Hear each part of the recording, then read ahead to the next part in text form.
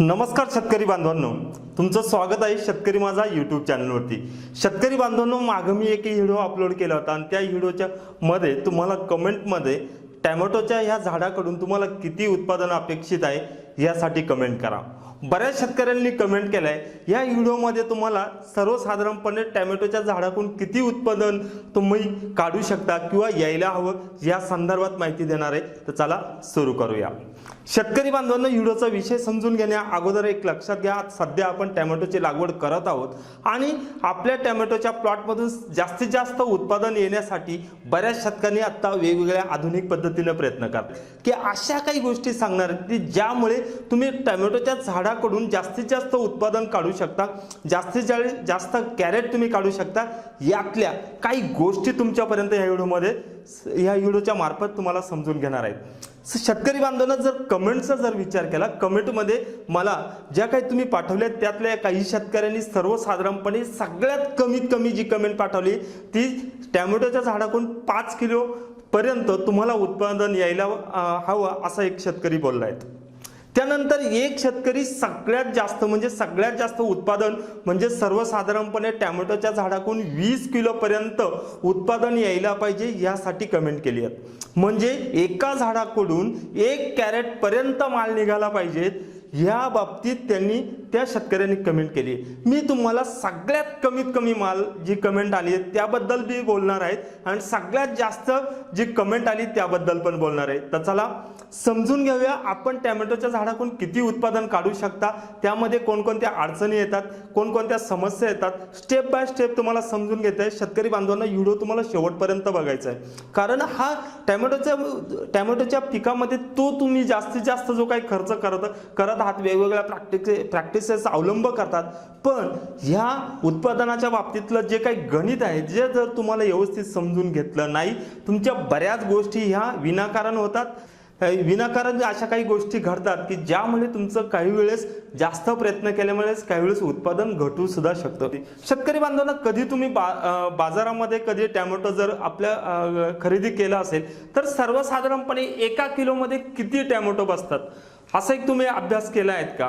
किंवा बऱ्याचदा आपला टोमॅटोचा प्लॉट ज्यावेळेस चालू होतो अशा परिस्थितीमध्ये आपल्या जे काही टोमॅटोचं जे झाड आहे ते एक फळ किती ग्रॅम पर्यंत भरतं याचा तुम्ही कधी स्टडी केला आहे का?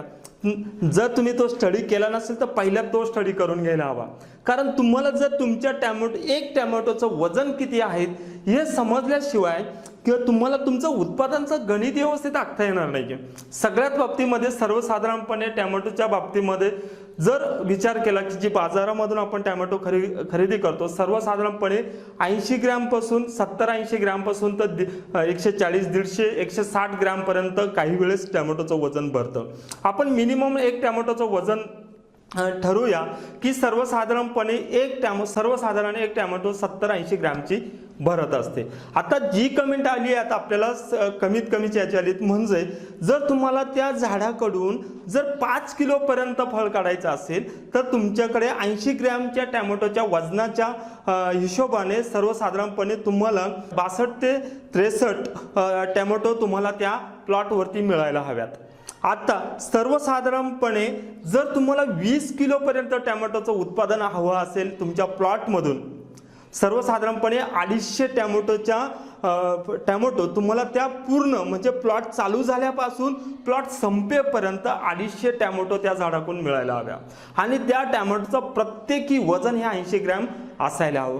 साधा आणि सिंपल फॉर्म्युला आहे। शेतकरी बांधवांनो, बरेच पिकं तुम्ही करत आहात, द्राक्ष असेल किंवा ह्या पिकामध्ये आपण बऱ्याच वेळा म्हणजे एखाद्या प्लॉटचं किंवा एखाद्या प्लॉटचं वजन काढताना सर्वसाधारणपणे त्या द्राक्ष पिकामध्ये घडाचं वजन आपण लक्षात घेतो की सर्वसाधारण 300-350 ग्रॅम पर्यंत एक घड भरला तर 13-14 किलो झाड जाईपर्यंत आपल्याला किती घड ठेवायला हवे, किती मनी संख्या ठेवायला या पद्धतीचा हिशोब असतो। कलिंगडासारख्या पिकामध्ये जर तुम्ही विचार केला तुम्हाला सर्वसाधारण 1.5-2 किलो पर्यंत फळ आवश्यक असेल तर तुम्हाला किती फळं ठेवायला पाहिजे, कारण हे हायब्रिड व्हरायटी आहेत, यांना फुल संख्या फळ संख्या ही असंख्य लागतच असतात, पण आपल्याला उत्पादन येताना आपण ह्या गोष्टींचा सर्वसाधारण विचार केला केला नसल्यामुळे बऱ्याचदा आपणच लागवड केलेल्या उत्पादनामध्ये आपल्याला आपल्या उत्पादनाची शाश्वती देता येणार आहे.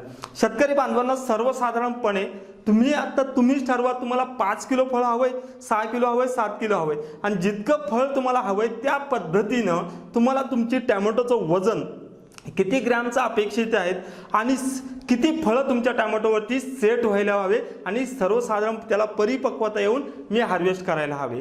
ह्या बाबतीमध्ये आता हे जे काही गणित बिघडतात शेतकऱ्यांचे, त्या बाबतीत मी काही पुढल्या ज्या काही टिप्स सांगतोय त्या तुम्ही लक्षपूर्वक ऐका. त्या अगोदर हा जर तुम्हाला व्हिडिओ आवडला असेल तर लाईक करायला विसरू नका आणि व्हिडिओ चॅनलवरती पहिल्यांदा आला असेल तर चॅनल जरूर सबस्क्राईब करा. शेतकरी बांधवांनो, बऱ्याच शेतकरी तुम्ही टॅमॅटोचे बघितले असेल की सर्वसाधारण 5-6 खुडे टॅमॅटोचे तोडे झाले आणि प्लॉट संपून गेला, अशी पण परिस्थिती होते. त्यानंतर बरेच असे प्लॉट असतात की ते 6-7 महिन्यापर्यंत सुद्धा चालतात. अशा प्लॉटांमधून कायम ह्या प्लॉटांमध्ये जे काही टनेज आहे, जे काही उत्पन्न आहे जास्त प्रमाणात मिळत असतात.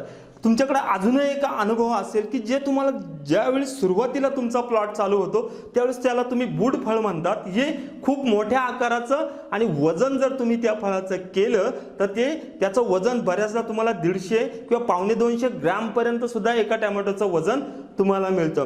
पण जसा तुमचा प्लॉट संपत जातो किंवा जसे तुमच्या हार्वेस्टिंग होता, तुमच्या फळाचा आकार हा कमी होत जातो आणि फळाचं वजन पण कमी होत जातं. हा सगळ्यात इम्पॉर्टंट पॉइंट आहे.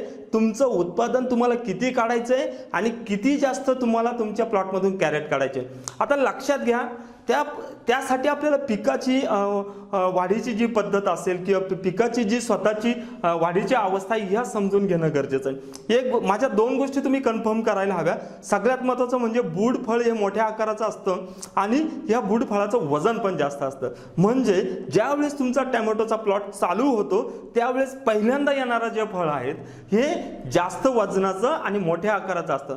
आता जर तुम्ही 1 कॅरेटचा विचार केला सुरुवातीत ज्यावेळेस तुमचा प्लॉट चालू झाला त्यावेळेस विचार केला, जर आपण 20 किलो कॅरेटच्या हिशोबाने मार्केटमध्ये माल विकतोय ना, अशा परिस्थितीमध्ये जर तुमचं बूड फळ हे जास्त वजनाचं असलं आणि मोठ्या आकाराचं असलं तर जी 20 किलोची जाळी भरण्यासाठी तुम्हाला जेवढ्या टॅमॅटो आवश्यक आहेत, म्हणजे सर्वसाधारणपणे जर मी 150 ग्रॅमची किंवा 200 ग्रॅमची टॅमॅटो जर पकडली तर त्या टॅमॅटोची संख्या कमी भरणार आहेत.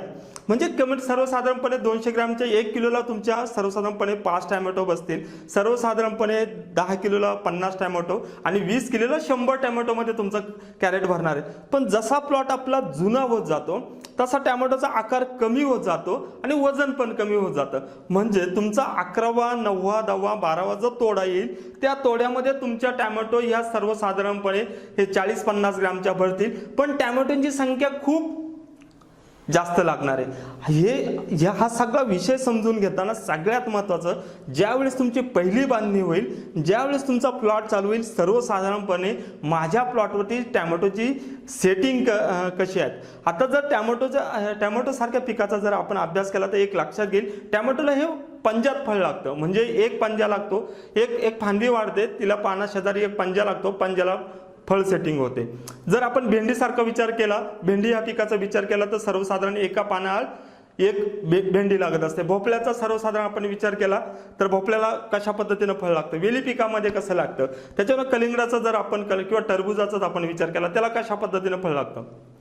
म्हणजे ज्यावेळेस टॅमॅटो पिकाच्या मध्ये तुम्ही जास्तीत जास्त उत्पादन काढायचा विचार करताय त्यावेळेस पिकाच्या ह्या अवस्था आहे, वाढीची शाखेची अवस्था, फळ सेटिंगची अवस्था, त्याच्यानंतर हार्वेस्टिंग चालू होण्याची अवस्था आणि हार्वेस्टिंग चालू असताना परत त्याची शाखीय वाढ, ह्या गोष्टींचा जर आपण व्यवस्थित ताळमेळ जर बसवला तर निश्चितपणे तुम्ही ठरवलं जितके उत्पादन तुमच्या प्लॉटमधून ठरवाल तेवढ्या चांगलं उत्पादन तुम्ही काढू शकता.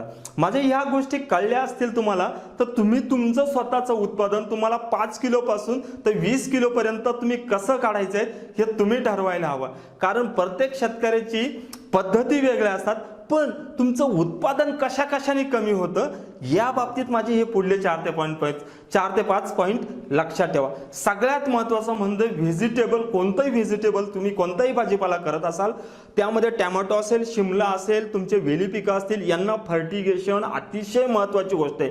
सगळ्यात महत्त्वाचं एक गोष्ट लक्षात ठेवा, कोणतंही व्हेजिटेबल पिकं हे स्वतः अन्नद्रव्य हे स्टोअर करून ठेवत नाही। बऱ्याचदा की वांग्यासारखे काही पिकं त्याला अपवाद आहेत, ते थोड्याफार प्रमाणात अन्नद्रव्य स्टोअर करून ठेवतात, पण व्हेजिटेबलमध्ये जास्तीत जास्त पिकं हे अन्नद्रव्य स्टोअर करत नाही। जसं तुम्ही त्याला त्यांचा खताचा पुरवठा करत राहणार तसे ते वाढत राहणार, त्याची फळ सेटिंग फुल सेटिंग होत राहणार। टोमॅटोच्या बाबतीमध्ये हे सगळ्यात महत्त्वाचं, जेवढं तुमचं चांगलं फर्टिगेशन आहे तेवढ्या चांगल्या पद्धतीनं पीक ग्रो घेणार आहे। जेवढी चांगली तुमची जमीन असणार आहे तेवढा चांगला प्लॉट होणार आहे। त्यानंतर सगळ्यात महत्त्वाचं म्हणजे आपलं उत्पादन घटतं कुठं, सगळ्यात महत्त्वाचं म्हणजे आपण जे काही प्लॉट वाढत असतात, बरेच आता शेतकरीच्या बाबतीमध्ये लागवडीचं अंतर असेल किंवा बऱ्याचदा तुमचे जो काही प्लॉट आहे त्याचं स्ट्रक्चर असेल, स्ट्रक्चर सगळ्यात महत्त्वाचे म्हणजे एक लक्षात घ्या, स्ट्रक्चर हा सगळ्यात इम्पॉर्टंट प्लॉट आहे तुमच्या टोमॅटो प्लॉटमध्ये। कारण बऱ्याच वेळा तुमची सर्वसाधारणपणे 40 ते 45-50 दिवसाचा जर तुम्ही विचार केला, टोमॅटोचा प्लॉट खूप सुंदर दिसतो। आणि शेतकरी बांधवांनो एक लक्षात घ्या, कधी पण आता इथून काळामध्ये आपल्या द्राक्ष सगळ्या शेतीचा खर्च वाढत चाललाय, आपला प्लॉट किती सुंदर दिसतोय। बऱ्याच शेतकऱ्यांचा म्हणजे एक 60-65 40-45 दिवसाचा मध्ये खूप ग्रोथ झालेला, खूप सेटिंग झालेला, खूप फुलर अवस्थामध्ये त्या 60-65 दिवसामध्ये तुमचा प्लॉट किती सुंदर दिसतो याला महत्त्व न देता तुम्ही शेवटच्या हार्वेस्टिंग पर्यंत त्या प्लॉटमधून किती टनेज काढलंय, किती माल काढलाय यासाठी यावरती तुमचं लक्ष असायला हवं। आणि त्यातले जर गणित जर तुम्हाला व्यवस्थित कळले नाही तर तुम्हाला अडचण येऊ शकता। सगळ्यात महत्त्वाचं म्हणजे तुमचं प्लांटेशन, तुम्ही लागवड कशा पद्धतीने करताय। बऱ्याच वेळा मी माझ्या एका व्हिडिओमध्ये बोललो होतो की झिगझॅग पद्धतीने लागवड असेल किंवा सिंगल लागवड असेल किंवा समोरासमोर लागवड करे असेल, सगळ्यात महत्त्वाचं म्हणजे ज्याला पहिला मुद्दा फर्टिगेशन खूप चांगलं हवं। जर तुम्हाला टोमॅटोकडून चांगलं उत्पादन काढायचं असेल त्याला 10व्या दिवसापासून, लागवडीच्या 10व्या दिवसापासून हार्वेस्टिंग पर्यंत त्याला कंटिन्यू पोटॅशसारखं अन्नद्रव्य द्यायला हवं। जर तुम्ही पोटॅशसारखं अन्नद्रव्य जर दिलं तर तुमच्या फळाला मिळणारं वजन हे खूप चांगल्या पद्धतीचं मिळू शकतं। पण त्याचबरोबर तुम्ही नत्रयुक्त खतांचा वापर सुद्धा तितक्या चांगल्या पद्धतीनं करायला हवा। त्यानंतर ह्या फर्टिगेशनच्या बाबतीत मी एक वेगळा व्हिडिओ बनवेल, पण फर्टिगेशन खूप महत्त्वाचं आहे। कारण सर्वसाधारणपणे जेवढं तुमचा भाजीपाला तुमचं खतं घेतात तेवढे खतं त्याला दररोज दिले पाहिजे, किंवा जसं तुमचं पाण्याचं जे काही रुटीन आहे त्या पद्धतीने त्याला 2 दिवस असेल की 3 दिवस असेल त्याच्या पद्धतीने त्याला अन्नद्रव्य द्यायला हवे।